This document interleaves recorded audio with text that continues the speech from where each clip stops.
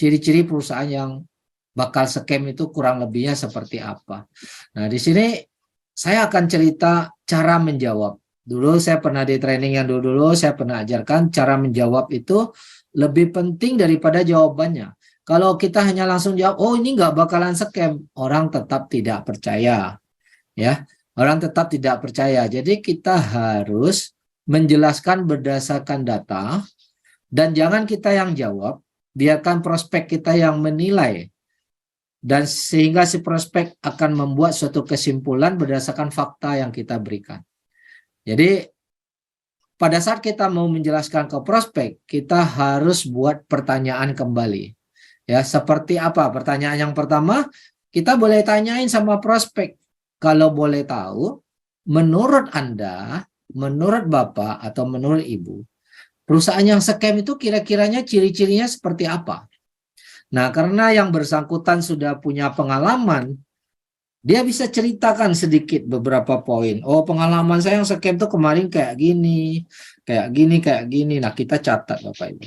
Setelah itu baru kita bandingkan, kita tunjukkan perbedaannya dengan perusahaan kita, dan kita minta yang bersangkutan untuk menilai sendiri. Nah, jadi biarkan mereka yang menilai dengan pikiran mereka, bukan kita yang mengatakan jawab tidak scam atau apapun. Karena kalau hanya jawaban, mereka tidak akan percaya. Oke. Nah, mari kita lihat cara kita bertanya. Yang pertama, perusahaan, ciri-ciri yang perusahaan scam seperti apa, biar mereka jelasin dulu. Setelah itu kita berikan beberapa poin untuk dinilai. Oke. Apakah transaksi perusahaan yang scam itu tercatat di bursa? Nah, mungkin prospek kita, dulu saya ikut ini nih, misalnya dulu saya ikut koperasi nih, dulu saya ikut robot trading nih, dulu saya ikut komunitas bantu-membantu nih, ya, itu misalnya tolong-menolong.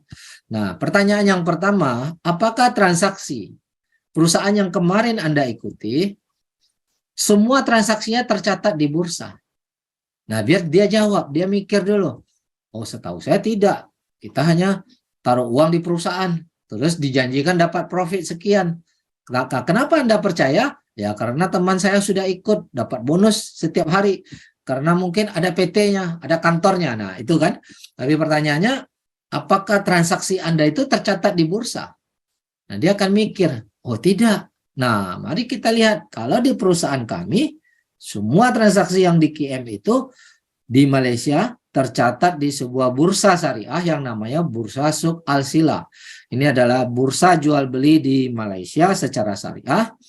Dan 100% transaksi yang ada di websitenya Quantum Metal, termasuk orang Indonesia punya transaksi, apapun, termasuk orang India atau orang Thailand punya transaksi, semuanya tercatat di Bursa Suk Al-Sila ini. Ya, jadi dari sinilah, dari bursa inilah negara mengawasi transaksi ini. Jadi perusahaan kita ini semua transaksinya tercatat. Nah, untuk Indonesia nanti akan tercatat di bursa berjangka ICDX, Bapak Ibu. Nah, ini yang sedang diurus oleh Pak William, mudah-mudahan akan selesai dalam waktu yang dekat ya. Oke, artinya saat ini walaupun di Indonesia belum tercatat di ICDX, tetapi transaksi orang Indonesia tetap tercatat di Bursa Suk Al-Silanya Malaysia, dan itu diawasi oleh negaranya Malaysia. Artinya perusahaan ini tidak sembarangan, semua kegiatannya itu diawasi oleh lembaga negara. Selain itu, kita tanya balik, oke, transaksi dicatat. Tanya lagi, apakah perusahaan yang kemarin scam itu diaudit oleh lembaga negara? Diperiksa semua transaksinya, dicatat. Kalau tadi udah dicatat di bursa, apakah diperiksa? Ada lembaga negara yang berwenang yang memeriksa. Nah, dia akan mikir, setahu dia pasti tidak, karena setahu saya tidak ada satupun perusahaan scam yang diaudit oleh lembaga negara. Oke, nah, tapi Quantum Metal di Malaysia diaudit oleh ISRA Consulting.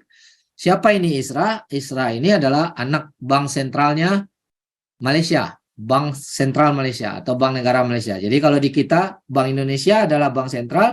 Nah, ini adalah anak anak dari Bank BI kita, tapi khusus di bidang pengawasan syariahnya dan mencatat dan mengaudit Bapak Ibu. Dan setelah itu Isra Consulting mengeluarkan sertifikat bahwa ini 100% patuh syariah. Artinya apa? Dia mengaudit dan dia pastikan 100% memang ada emasnya, dia pastikan sistem ini berjalan sesuai apa yang tertulis. Ya, karena sebelum kita mengajukan perizinan, itu semua konsep, semua sistem itu dilaporkan dan itu diperiksa dan diaudit. Nah, di Malaysia kita diaudit oleh Isra Consulting ini. Nah, Bapak Ibu bisa lihat videonya, bisa lihat dokumentasinya, bisa dibagikan kepada prospek kita. Ini loh bukti, ini loh sertifikat, langsung boleh buka di websitenya Isra Consulting. Ini loh siaran televisinya, wawancara, langsung kepada Isra Consulting. Kenapa mereka mengeluarkan sertifikat ini syariah, patuh syariah? Ya, karena memang mereka periksa semua transaksi ini sampai detik ini. Jadi 100% transaksi itu diaudit Bapak Ibu. Kemudian kita bilang, udah 2 poin ya, kita ceritakan perbedaan antara perusahaan scam dengan quantum metal. Apakah perusahaan yang scam kemarin diaudit juga oleh lembaga syariah dunia? Nah, kalau tadi lembaga syariah Malaysia, sekarang lembaga syariah dunia yang namanya AAOIFA yang berpusat di Bahrain Timur Tengah. Ini adalah lembaga syariah dunia internasional. Karena quantum metal sudah mulai go internasional, maka Badan Pengawasan Dunia juga dilibatkan untuk memeriksa. Accounting and Auditing Organization for Islamic Financial Institution. Ya, jadi kita bukan hanya diaudit oleh lembaga negara di Malaysia, tapi kita juga di transaksi kita seluruh dunia, transaksi member seluruh dunia itu diawasi juga oleh lembaga syariah dunia AAOIFA yang berpusat di Timur Tengah, di Bahrain tepatnya. Nah, apakah perusahaan kamu yang scam kemarin itu diaudit? Jawabannya tidak, artinya sudah 3 pembeda Bapak Ibu. Tapi kita cara nyampaikannya kita harus tanya supaya dia mikir dulu, supaya dia bisa bedakan. Oh iya, ternyata nih perusahaan beda ya sama yang kemarin. Nah, itu yang penting. Kemudian, apakah produknya perusahaan yang kemarin scam itu ada dibeli rutin oleh bank? Apakah bank berlangganan sama dia? Perusahaan kamu yang scam itu entah robot tradingnya kah, atau sistemnya kah, atau apapun kah? Dia mikir dulu. Oh, pastinya tidak. Nah, akhirnya dia nyadari 4 perbedaan. Kita lihat kan di quantum metal, Bank Muamalat Malaysia. Tadi sudah dijelaskan oleh Puan Eda. Langganan beli emas sama quantum metal. Bukan cuma Bank Muamalat, ada Afinbank, ada Allianz Bank, ada RRG Bank, dan lain-lain. Bahkan koperasi-koperasi besar ASEAN yang dikelola oleh dikelola oleh kerajaan Malaysia juga beli emas sama quantum metal. Dan pasti kalau sebuah bank berlangganan dengan sebuah perusahaan swasta untuk beli emas, pastinya juga mereka melaporkan kepada bank pusatnya, bank sentralnya. Dalam hal ini disebut Bank Negara Malaysia. Kalau di kita disebut BI, Bank Indonesia. Jadi mereka bertransaksi itu melapor ke bank induknya, bank negaranya, Bapak. Nah, ini yang membedakan. Apakah yang scam tadi ada bank beli sama mereka? Kita tanya kepada si prospek, sehingga prospek sadar, berpikir, oh iya nggak ada. Berarti udah 4 perbedaan Bapak Ibu. Ya, banyak perbedaannya. Apakah perusahaan yang kemarin scam dipercaya oleh bank terbesar dunia? Nah, kalau tadi masih Bank Malaysia kita bicara, hari ini bank terbesar dunia yaitu ICBC Bank. Bapak Ibu boleh cek di Google siapa bank terbesar di dunia, maka akan muncullah ICBC Bank. Bapak Ibu boleh cek di YouTube apakah benar ICBC Bank ada kerjasama sama Quantum Metal. Itu ada dokumentasinya, Bapak Ibu bisa cek, bisa dengarkan pidato dan acara peresmian tanda tangan kerjasama itu. Ya, artinya kalau bank terbesar di dunia saja bekerja sama dengan Quantum Metal, kira-kira ini perusahaan yang benar, perusahaan yang baik atau tidak? Nah, apakah perusahaan yang kemarin scam yang diikuti, baik oleh Pak Subroto, baik oleh Pak Mul atau siapapun lah, adakah perusahaan yang scam kemarin dipercaya oleh bank terbesar dunia? Dan bisa dibuktikan? Pastinya tidak. Udah 5 perbedaan yang sangat mendasar Bapak Ibu. Apakah perusahaan yang scam kemarin? Nah, ini yang keenam. Bekerja sama dengan BUMN sebuah negara. Dalam hal ini di Malaysia, BUMN-nya adalah Arano Tekun. Arano Tekun adalah nama pegadaian di Malaysia. Kalau Indonesia kita kenal pegadaian milik BUMN, di Malaysia namanya bukan pegadaian tapi Arano Tekun. Nah, gadai itu di Malaysia disebut pajak. Kalau kita beda lagi, kalau pajak kita tax artinya pungutan, kalau di Malaysia gadai itu dibilang pajak. Nah, perusahaan BUMN-nya Malaysia Arano Tekun Pegadaian ini bekerja sama dengan Quantum Metal. Dia juga beli emas Quantum Metal, dia juga bekerja sama mendistribusikan produk fisik emas daripada member. Apabila kita mau ambil emasnya, maka di Malaysia itu yang ngirim Arano Tekun di semua kantor cabangnya, ya, di semua kantor cabangnya, di provinsi, di kabupatennya, dan bisa ambil juga di kantornya Bapak Ibu. Jadi kita tinggal ketik di website, kita mau ngambil, kita pilih ya alamat Arano Tekun yang di kota mana, nah kita tinggal jemput. Atau kita ada pilihan menu, yang mana minggu lalu udah saya jelaskan menu cara ngambilnya. Di situ kita bisa ada pilihan mau minta dikirim ke rumah kita atau kita yang jemput ke Pegadaian. Nah, yang mana kita tahu Pegadaian ini milik negara, Bapak Ibu. Apakah perusahaan milik negara mau bekerja sama dengan perusahaan yang tidak jelas? Nah, kita tanya ke prospek kita. Kemarin bisnis yang kamu ikuti, yang nipu, yang lari, yang scam, ada nggak kerjasama dengan BUMN sebuah negara? Di Quantum Metal pasti ada. Bisa dibuktikan dan langsung dipraktekkan. Nah, sudah 6 perbedaan Bapak Ibu. Ya, yang mana tidak satu pun perusahaan yang scam itu punya perbedaan yang kita bahas ini. Kemudian apakah ada perusahaan yang scam tadi menjadi distributor resmi sebuah perusahaan emas milik negara? Perusahaan milik negara. Nah, pastinya tidak ada. Ya, karena mereka hanya buat perusahaan-perusahaan yang bodong lah ya, yang nggak jelas. Tapi kita boleh cek di websitenya Permin, nama Quantum Metal dan websitenya Quantum Metal itu tercantum di website resminya Permin Australia. Yang mana Permin adalah perusahaan emas milik negara Australia. Bapak Ibu boleh cek di Wikipedia, benarkah Permin milik negara atau hanya milik perorangan? Nah, ini adalah penambang emas terbesar nomor 2 di dunia, negara Australia. Dan Permin ini adalah perusahaan emas milik negaranya. Kalau ibaratnya kita di Indonesia, kita kenal Antam. Ya, Antam adalah perusahaan emas milik Indonesia. Permin adalah perusahaan emas milik Australia. Nah, dan nama Quantum Metal ini tercantum sebagai distributor resminya daripada Permin Australia, Bapak Ibu. Nah, yang scam kemarin, dia sebagai distributor perusahaan besar apa? Contohnya, ya kan? Sangat berbeda dengan perusahaan Quantum Metal. Oke. Nah, kemudian udah 7, 8 perbedaannya. Apakah perusahaan yang kemarin scam meletakkan jaminan stok emasnya di awal? Nah, kadang-kadang kita akan sering nanya, emasnya di mana nih?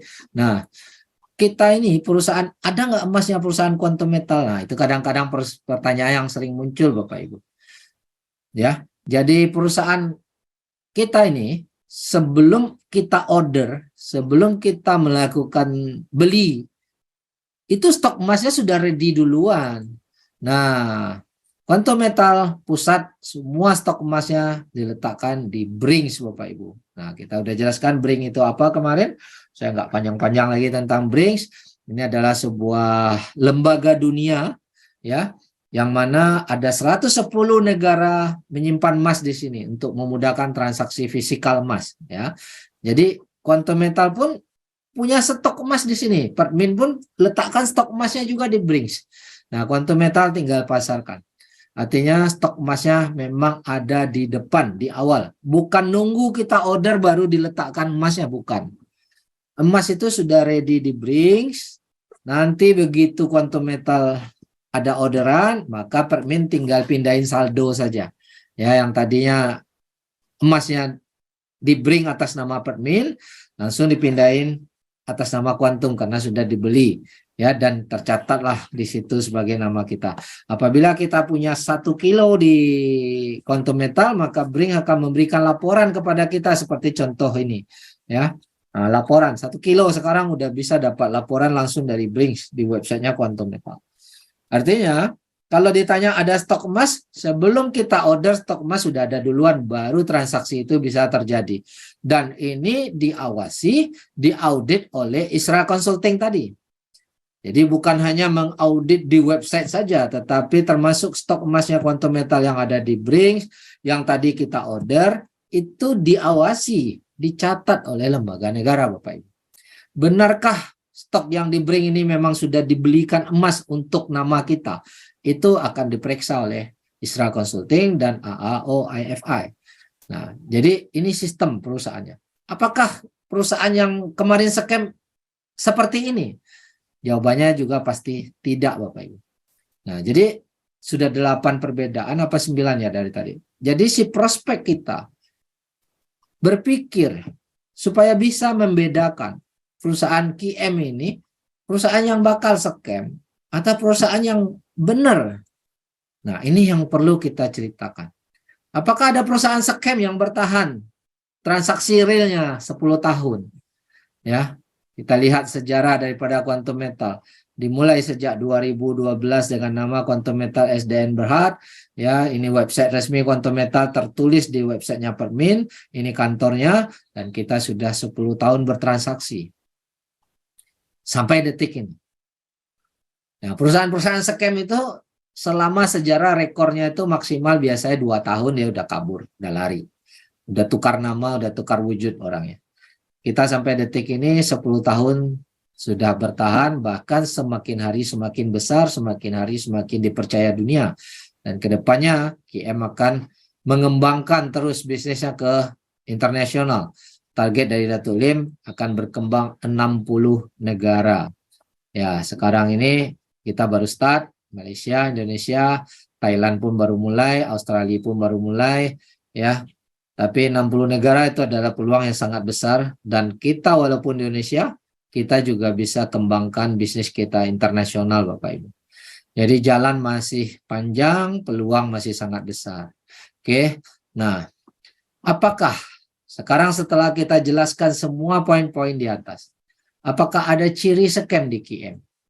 Minta yang prospek kita tadi pikirkan. Apa ciri scam yang ada di QM? Coba temukan.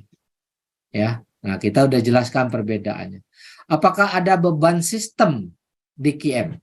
Karena salah satu penyebab sebuah sistem itu bangkrut, sebuah sistem itu roboh, sehingga akhirnya mereka tutup dan lari karena mereka punya beban sistem. Karena mereka menjanjikan profit, misalnya 1% per hari, atau misalnya 1% per bulan pun, itu tetap beban Bapak Ibu. Mau besar mau kecil, tetap ada beban. Quantum Metal tidak pernah menjanjikan profit 1% pun. Quantum Metal tidak pernah ada beban menjanjikan keuntungan apa-apa. Quantum Metal tidak mengelola dana Anda, Bapak Ibu. Kita transaksi murni karena beli emas. Keuntungan yang kita dapat murni karena memang harga emas itu naik. Kalau harga emas belum naik, ya kita belum untung. Tapi saat harga emas naik, kita boleh jual, kita boleh ambil untungnya.